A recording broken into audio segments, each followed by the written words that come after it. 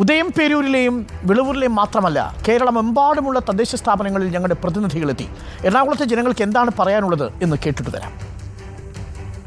സർക്കാർ ഉദ്യോഗസ്ഥർ ഓഫീസിൽ വരേണ്ടത് അവരുടെ ഒരു കടമയാണ്. അത് വരാതിരിക്കുക എന്നുള്ളത് വളരെ മോശമാണ്. കാരണം ജനങ്ങളുടെ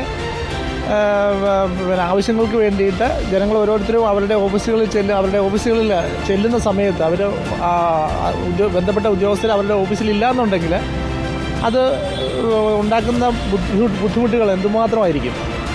അപ്പോൾ ഓരോരുത്തരും ഓരോ പ്രാവശ്യവും പല പ്രാവശ്യം കയറി ഇറങ്ങി ചെയ്ത് കൊടുക്കുന്ന പല കാര്യങ്ങളും ബുദ്ധിമുട്ടുകൾ ഉണ്ടാക്കിയിട്ട് ഈ സർക്കാർ ഉദ്യോഗസ്ഥർ അവരുടെ ബാധ്യതകളും കടമകളൊക്കെ മറന്നിട്ട് ചെയ്യുക എന്നുള്ളത് വളരെ മോശമാണ്. അതിനൊരു സംശയമില്ല. സർക്കാർ ഉദ്യോഗസ്ഥരുടെ ഇപ്പോഴത്തെ ഒരു സിസ്റ്റത്തിനല്ല മെയിനായിട്ട്. ഇപ്പോൾ നമ്മളൊക്കെ പബ്ലിക് പ്രൈവറ്റായിട്ട് വർക്ക് ചെയ്യുന്ന ആൾക്കാരാണ്.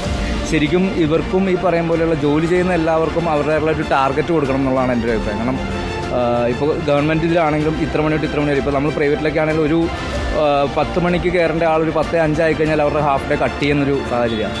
അപ്പം അങ്ങനെ ഒരു മാൻഡേറ്ററി പ്രൈവറ്റോ പബ്ലിക്കോ എന്നുള്ളതല്ല, ഗവൺമെൻറ്റോ എന്നുള്ളതല്ല, ഏത് സ്ഥാപനങ്ങളിലും അങ്ങനെ കുറച്ച് മാൻഡേറ്ററി ആയിട്ടുള്ള കുറച്ച് കാര്യങ്ങൾ കൊണ്ടുവന്നു കഴിഞ്ഞിട്ടുണ്ടെങ്കിൽ കുറേ കൂടി കറപ്ഷൻസോ അല്ലെങ്കിൽ കുറേ കൂടി എഫിഷ്യൻ്റ് ആയിട്ടുള്ളൊരു സിസ്റ്റം വരും എന്നുള്ളതാണ് നമ്മുടെ ഒരു വിശ്വാസം. ആദ്യം വരേണ്ടത് ഗവൺമെൻറ് തലത്തിൽ നിന്ന് തന്നെയാണ്, അതോറിറ്റിയുടെ അടുത്ത് നിന്ന് തന്നെയാണ് ആദ്യം വരേണ്ടത്. അത് ഗവൺമെൻറ് വിചാരിച്ചാൽ ഒറ്റ ദിവസം കൊണ്ട് തീർക്കാവുന്ന ഒരു പരിപാടിയുള്ളൂ. അതുപോലെ തന്നെ ഇവിടുത്തെ ഈ ട്രേഡ് യൂണിയൻ ആൾക്കാരുണ്ടല്ലോ, ഇവരെല്ലാവരും ജനങ്ങൾക്ക് വേണ്ടിയാണല്ലോ ഇരിക്കുന്നത്. അവരെല്ലാം വർക്ക് ചെയ്യാൻ വേണ്ടിയിട്ടാണ് ഇങ്ങനെ ജീവിക്കുകയും ചെയ്യുന്നത്. അവരൊരു ദിവസം വിചാരിച്ചാൽ തീരുന്നൊരു കാര്യമേ ഉള്ളൂ. ഇനി അതുമല്ലെങ്കിൽ എല്ലാ പ്രദേശത്തും ഇപ്പോൾ നമുക്ക് ചെറുപ്പക്കാരുടെ സംഘടനകളും കാര്യങ്ങളൊക്കെ ഉണ്ട്. അതുപോലെ തന്നെ വാട്സാപ്പിലുള്ള കൂട്ടായ്മകളുണ്ട്. ഇപ്പോൾ ഏത് ഓഫീസിലാണോ ഇത്ര എംപ്ലോയീസ് താമസിച്ച് വരുന്നത്, അതൊരു 2 റീലെടുത്തിട്ടാൽ മതി. പിന്നെ ആ എംപ്ലോയി ഒരിക്കലും താമസിച്ച് വരത്തില്ല. ശരിക്കും സർക്കാർ ഇത് നിലപാട് ഘടിപ്പിച്ചാൽ മാറാവുന്ന കാര്യമേ ഉള്ളൂ.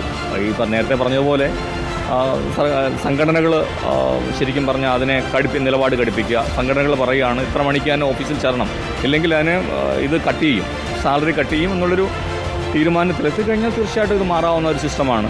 ഇപ്പോൾ നമ്മളിപ്പോൾ ഒരു ഗവൺമെൻറ് ആവശ്യത്തിനായിട്ട് എന്തെങ്കിലും ഒരു ഓഫീസിലോ ഒക്കെ സമീപിക്കുന്ന സമയത്ത് അവിടെ ഇരിക്കുന്നവർക്ക് പോലും അറിയില്ല ഏത് ഡിപ്പാർട്ട്മെൻറ്റിലാണ് പോണേന്നും, അല്ലെങ്കിൽ ആരുടെ അടുത്താണ് ഇതിന് കറക്റ്റായിട്ടുള്ള ഒരു കൺസൈസ് ആരുടെ അടുത്തുനിന്നാണ് കിട്ടാന്നുള്ളത് അറിയില്ല. അതിന് ഒരു എക്സ്പീരിയൻസ് എനിക്കും ഉണ്ട്. ഓഫീസ് ബേസ് ചെയ്തിട്ട് വന്നിട്ടുണ്ട്. പക്ഷെ ഇവിടുത്തെ പ്രത്യേകിച്ച് കൊച്ചിൻ കോർപ്പറേഷനിൽ പോയി കഴിഞ്ഞാൽ ആർക്ക് ഏത് ഡിപ്പാർട്ട്മെൻറ്റിലേക്ക് അല്ലെങ്കിൽ ഏത് ബിൽഡിങ്ങിലേക്കാന്നുള്ളത് അവിടുത്തെ സ്റ്റാഫിന് തന്നെ കൃത്യമായിട്ട് അറിയില്ല. സർക്കാർ ഓഫീസ് ചെല്ലുമ്പോൾ അവർ മിക്കപ്പോഴും സീറ്റ് ഉണ്ടാകാറില്ല, മിക്കപ്പോഴും അവധിയൊക്കെ ആയിരിക്കും. അത് തന്നെ ഫയൽ ഇപ്പോൾ ഞാൻ തന്നെ കൺസ്ട്രക്ഷൻ്റെ പേപ്പർ മൂവ് ചെയ്യാനായിട്ട് കോർപ്പറേഷൻ്റെ മറ്റുള്ളവർക്ക് പോകുമ്പോൾ അവർ ഉണ്ടാകാറില്ല, മിക്കപ്പോഴും ഉണ്ടാകാറില്ല. അത് ഭയങ്കര ബുദ്ധിമുട്ടായിട്ട് തന്നെ നമുക്ക് ഫീൽ ചെയ്യുന്നുണ്ട്.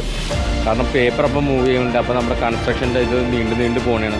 ഇപ്പോൾ തന്നെ ഒരെണ്ണം CRSലേക്ക് പോയിട്ട് അത് സിറ്റിങ്ങിന് പോലും ആയിട്ടില്ല. അതിങ്ങനെ കെട്ടിക്കിടക്കണേണ് ഇങ്ങനെ.